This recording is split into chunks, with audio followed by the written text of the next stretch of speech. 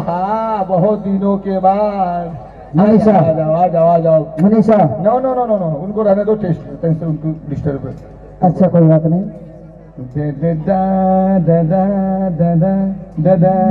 चलता है चलने दे चलने।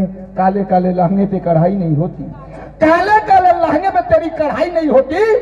सलोनी तेरी याद में हमारी इस भमतेलवा सारे की पढ़ाई नहीं होती। तो हरी बूढ़ी का अरे सरा मौसा मौसा हम गाली ना। अरे नजर जिधर जाए उधर भमा पेलावा नजर आए। ऐसा तो नजर हो गई बा। मौसा मौसा स्टैंड अप। अरे स्टैंड अप तो हम हाई है रे बेहुदा। स्टैंड अप स्टैंड अप है। सी डाउन। बेहुदा कर। बेहुदा दूर बहुत नहीं दूर। ये हमके बताओ। हाँ दूर किए के कहल जाए। बहुत नहीं दूर। अरे बेहुदा दूर किसको कहा जाता है? अरे दूर। अरे दूर किसको कहा जाता है? कुत्ता को। अब कुत्ता है ना वो। तुम तो इंसान हो। देख लो सामने गाना छूले छूले सेट करो तुरंत।